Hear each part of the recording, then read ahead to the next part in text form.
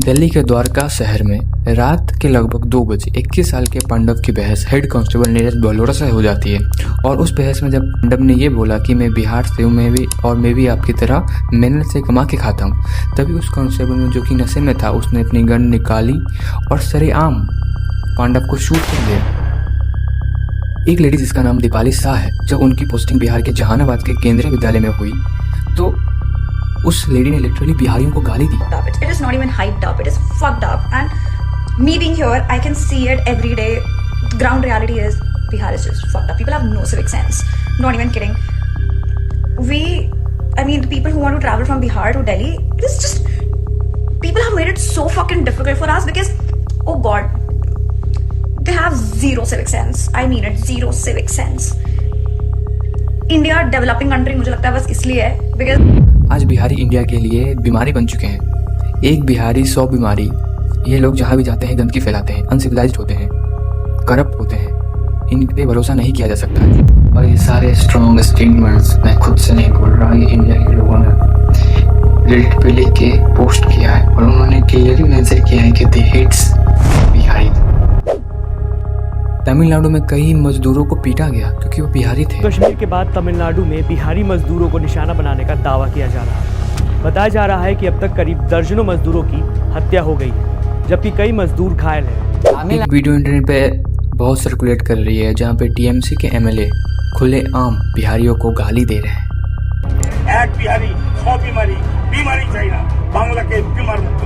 और ऐसे ही कुछ महीने पहले पंजाब से बिहारियों और यूपी वालों को खदेड़ के निकाला जा रहा था, वहां से भगाया जा रहा था। से बिहारियों को खदेड़ा जा रहा है।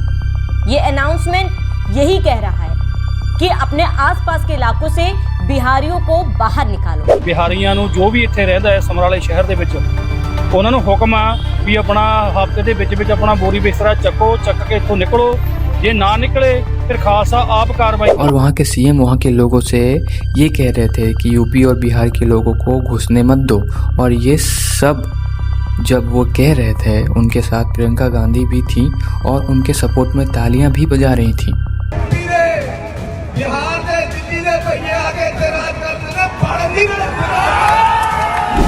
गाइस, जब आप बिहार से बाहर निकलोगे ना तो आपको पता चलेगा जो वर्ड है ना बिहारी, ये लोग यूज करते हैं एज ए गाली।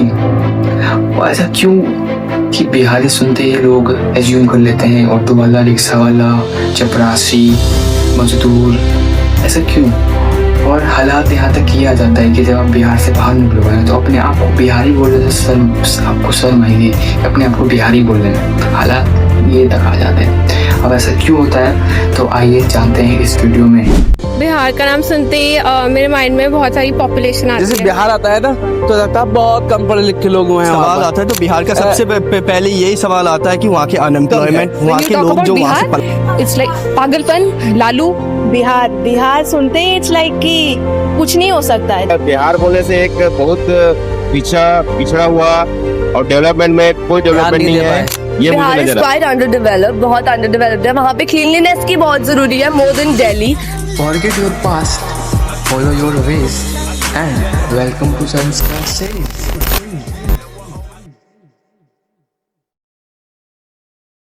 So hey guys, welcome to Sanskar Says। तो guys, आज से कुछ साल पहले मैं कोटा गया था और वहाँ पे मुझे बहुत अलग अलग स्टेट्स के फ्रेंड्स बने। और उन सारे फ्रेंड्स ने मुझसे ये बोला कि भाई तू बिहार का नहीं लगता। और जब मैंने पूछा कि भाई ऐसा क्यों है तो उन लोग के पास आंसर भी नहीं था।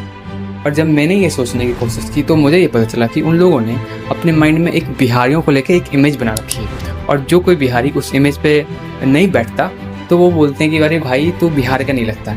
और the question right here is कि उन लोगों ने ये इमेज ये क्यों बनाई है, क्या किस बेसिस पे बनाई है, क्या देख के बनाई है। तो इसमें सबसे बड़ा हाथ ना यहाँ के बिहार की एंटरटेनमेंट इंडस्ट्री का आता है, जिसे हम लोग भोजपुरी इंडस्ट्री बोलते हैं। इस इंडस्ट्री में जितने भी मूवीज़ और गाने बनते हैं ना वो 90% मूवीज़ में लड़कियों को ऑब्जेक्टिफाई करते हैं। वहाँ पे डबल मीनिंग्स लिरिक होते हैं, वल्गर विजुअल्स होते हैं। भले ही जब और अदर स्टेट्स के लोग जब इस गाने को, इस कंटेंट को देखते हैं तो भले ही उस गाने के लिरिक समझ भी नहीं आए उन लोगों को, पर वो जब विजुअल्स देख के ये समझ जाते हैं कि सारे बिहारी लड़कियों को ऐसे ही ट्रीट करते हैं, उनका स्टैंडर्ड ही यही है। और बात करें मूवीज़ की, तो मूवीज़ में 90% मूवीज़ में जो लीड एक्टर होता है, जो मेन एक्टर होता है, उसको चपरासी, ऑटो वाला, रिक्शा वाला का रोल ही दिया जाता है। और जो लीड एक्ट्रेस होती है उनको अमीर और पढ़ा लिखाया दिखाया जाता है। और जो हीरो होता है उनके पास जाके ऐसे ही नॉनसेंस छपरी डायलॉग बोलता है, जिससे और जो कोई देखेगा ना, कोई अदर स्टेट का, तो ये सोचेगा कि सारे बिहारी ऐसे ही छपरी होते हैं, उनका स्टैंडर्ड ही यही है और वो ऐसे ही बात करते हैं, ऐसे ही रहते हैं। अब आज हमारा से कीचड़ तोहनी लोग पे उछलल बा। एक काम करा, तू लोग कपड़ा उतारा, हम धो देते हैं। बात यहाँ की ये है कि जो कोई भी इन सबको देखता है, इन सब की मूवीज देखता है, वो से इन्फ्लुएंस होते ही हैं और इनके जैसे हरकत ही करते हैं। जैसे ये मूवीज में हरकत करते हैं ना, वो इन्हें रियल लाइफ में देख के इनके जैसे ही हरकत करते हैं, इन्फ्लुएंस होते हैं। एंड अनदर रीज़न इज़ कि बिहारियों को अदर स्टेट में हिट क्यों मिलता है, तो यहाँ की जो इंडिया की जो सेंट्रल गवर्नमेंट है ना, वो इंडिया के हर स्टेट से टैक्स कलेक्ट करती है। और जो साउदर्न स्टेट हैं जैसे कर्नाटका, तमिलनाडु और महाराष्ट्र, वो डेवलपिंग स्टेट होने के कारण वहाँ से बहुत ज़्यादा टैक्स आता है। और वहीं हम ना अपना बिहार और यूपी से ना बहुत कम टैक्स आता है, क्योंकि ये बहुत पुअर स्टेट है। और जब ये सेंट्रल गवर्नमेंट फंड देती है सब स्टेट को, तो ये जो यहाँ साउदर्न स्टेट जो हैं जैसे कर्नाटका, तमिलनाडु, वहाँ पे बहुत कम फंड जाता है। और वहीं बिहार, यूपी में बहुत ज़्यादा फंड जाता है, क्योंकि वहाँ पे डेवलपमेंट की बहुत ज़रूरत है। तो अब क्या होता है कि यहाँ पे जो उधर स्टेट के जो लीडर्स हैं, अब वहाँ पे पॉलिटिक्स करते हैं। अब ये वहाँ के लोगों को बताते हैं कि यहाँ पे उन लोगों को ज़्यादा पैसा जाता है, बिहार और यूपी वालों को, और वो लोग यहाँ आके हमारा काम चुरा रहे हैं। तो अब जो वहाँ के लोकल लोग होते हैं उसमें बहुत गलत मैसेज जाता है, और वो बिहार और यूपी वालों के साथ बहुत गलत मिसबिहेव करते हैं, वहाँ के साथ उनको नुकसान पहुँचाते हैं। एंड जब आप बिहार के किसी भी गांव में चले जाओ, तो आपको दिखेगा कि वहाँ के हर एक घर से कोई ना कोई बाहर काम ढूंढने गया हुआ है या बाहर स्टेट में कोई काम कर रहा है। और इससे ये पता चलता है कि बिहार के लोग पूरे इंडिया में फैले हुए हैं, और ये सबसे बड़ा रीज़न बन जाता है बिहारियों को बाहर में हेट मिलने का। वहाँ अब देखो ऐसा होता है कि बिहार के लोग ना सिक्योरिटी गार्ड से लेके IAS ऑफिसर तक के सीट पे बैठे हुए हैं, और ये सबसे ज़्यादा मेन रीज़न है बिहारियों को हेट मिलने का। क्योंकि बिहार के लोग ना बहुत कम पैसे पे कोई भी काम करने के लिए रेडी हो जाते हैं, क्योंकि उनको पैसे की ज़रूरत होती है। वहीं जो वहाँ के लोकल्स हैं, वहाँ के नेटिव्स हैं, उनके पास एक फिक्स वो एक फिक्स सैलरी मांगते हैं कि मुझे इतने पे काम करना है। अब जो देखो, अब वहाँ के जो लोकल्स किसी काम को 100 रुपये में करते हैं, वहाँ पे बिहारी जाके, वहाँ पे बिहारी मजदूर जाके वहाँ पे उस काम को 70 या 80 रुपये में कर देते हैं। अब ये ऑब्वियस है कि वहाँ की जिस कंपनी को जहाँ कम पैसे देने होंगे वो उन्हें ही हायर करेगा। अब इसको लेके वहाँ के लोकल्स लोग बिहारियों को बहुत ज़्यादा हेट करते हैं कि ये आके हमारे स्टेट्स में आके हमारा काम चुरा रहा है, और हम नहीं कर पा रहे हैं और वो जाके कर पा रहे हैं। तो एक मेन रीज़न बन जाता है बिहारियों को हेट देने का। अब ये सब जो मैंने बताया ना, ये सब एक सेकेंडरी रीज़न है। प्राइमरी रीज़न ये है, यहाँ का मेन रूट कॉज जो है ना बिहारियों का, वो यहाँ का कास्ट पॉलिटिक्स है। अब देखो, बिहारियों के लोग ना यहाँ पे लीडर्स नहीं चुनते, वो भगवान को चुनते। उन्हें ऐसा लगता है कि हम जिन्हें वोट दे रहे हैं वो मेरे ही कास्ट का होना चाहिए और बहुत लंबे समय तक टिकना चाहिए। उन्हें ये डेवलपमेंट से मतलब ही नहीं है, उन्हें वो कास्ट के बेसिस पे वोट देते हैं, जो कि बिल्कुल गलत है। यहाँ बिहार का जो कंडीशन है ना, वो बिहारियों की वजह से ही है, क्योंकि वो थोड़ा सा भी दिमाग में लगाते हैं वोटिंग करने में। अब देखो, जैसा हम सबको पता है, लालू यादव ने बिहार पे 15 सालों तक रूल किया, नीतीश कुमार ने 15 सालों तक रूल किया, और अभी जो रूल कर रहा है वो तो बोलना ही नहीं चाहता मैं। अब देखो,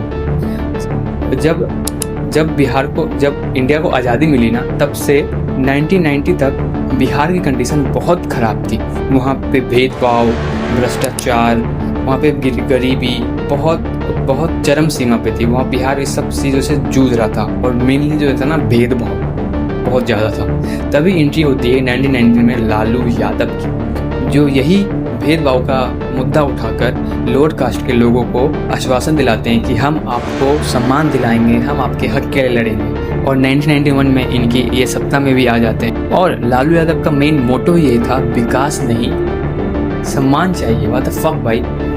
जब बिहार एक उस कंडीशन में थी ना जहाँ पे बिहार को डेवलपमेंट की बहुत ज़रूरत थी, तब इनका मोटो यही था कि डेवलपमेंट नहीं, रिस्पेक्ट चाहिए। तो क्या ही अभी हो सकता है, अभी मिल रहा है उन लोग को रिस्पेक्ट पूरे इंडिया से।